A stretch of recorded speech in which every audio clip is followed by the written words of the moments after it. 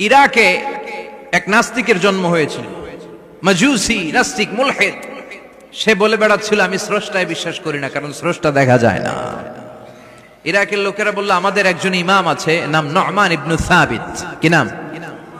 Numan ইবনে সাবিত, যাকে আমরা ইমাম আল আযম আবু হানিফা বলে চিনি।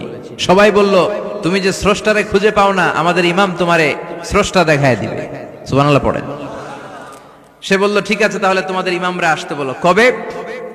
সামনের জুমাবারে ঠিক ভর দুপুরে, দুপুর 2টার দিকে জুমার নামাজের পরে আমিও আসবো, তোমার ইমামও আসবে, ডিবেট হবে। দেখি আমি স্রষ্টার বিপক্ষে আর তোমাদের ইমাম স্রষ্টার পক্ষে, দেখি কে জিতে যায়। এই ডিবেট দেখার জন্য হাজার হাজার মানুষ এসেছে ইরাকের কুফা নগরীতে, হাজার হাজার মানুষ এসেছে। ওই নাস্তিকও এসেছে যে আল্লাহকে বিশ্বাস করে না, স্রষ্টাকে বিশ্বাস করে। সবাই এসেছে, আসে নাই শুধু ইমাম আবু হানিফা। নাস্তিক কয় তগো ইমাম ডরাইছে। কি বলে? তোদের ইমাম ভয় পেয়েছে। উনি এসেছেন 1.5-2 ঘন্টা দেরি করে। 1.5 ঘন্টা দেরি করে যখন উনি আসলেন, নাস্তিক বলে আপনার সাথে কোনো কথা নাই, আপনার তো সময়ের জ্ঞানই নাই, আপনার সাথে কিসের আলাপ? ইমাম আবু হানিফা বললেন ইনদি উযর, আমার ওজর আছে। কি ওজর? তিনি বললেন আমি যখন ঘর থেকে বেরোই আমার বাড়ির সামনে বিশাল এক নদী পড়ে যায়, আর এই নদী পেরোতে আমার নৌকা ব্যবহার করতে হয়। আজকে এসে দেখি নৌকাও নাই, মাঝিও নাই, কিচ্ছু নাই। কিভাবে পার হবো? হঠাৎ দেখলাম নদীর পাশে বিশাল বড় গাছ, গাছটা হঠাৎ এমনি এমনি 2 টুকরা হয়ে গেল। গাছ থেকে বিশাল কাঠের তক্তা বের হয়ে গেল। তক্তাগুলো অটোমেটিক্যালি জোড়া লেগে নৌকা হয়ে গেল। এই নৌকা মাঝি ছাড়া সা করে আমার সামনে চলে এলো। আমি নৌকায় বিসমিল্লাহ বলে বসে পড়লাম। হঠাৎ নৌকা আমারে টান দিয়ে ওপারে নিয়ে এলো।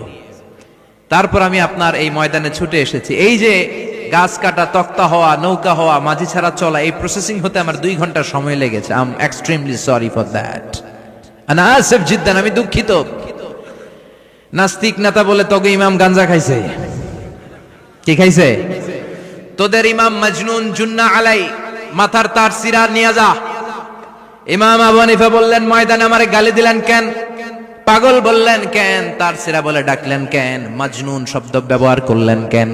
মার্জিত ভাষা ব্যবহার করতে শিখেন। নাস্তিক বলে কেমন কথা আপনি বলেন? শিক্ষিত মানুষ, দার্শনিক মানুষ, জ্ঞানী মানুষ, ইমাম মানুষ, কোন মানুষ ছাড়া, করাত ছাড়া বিশাল বড় বড় গাছ কাটা যায় নাকি? মিস্ত্রি ছাড়া তক্তা বানানো যায় নাকি? মিস্ত্রি ছাড়া তক্তা জোড়া লাগে এমনি এমনি নৌকা হয় নাকি? মাঝি ছাড়া পানিতে নৌকা চলে নাকি? ইমাম আবু হানিফা বললেন now you are on the right track. এই তো লাইনে আসছেন আপনি।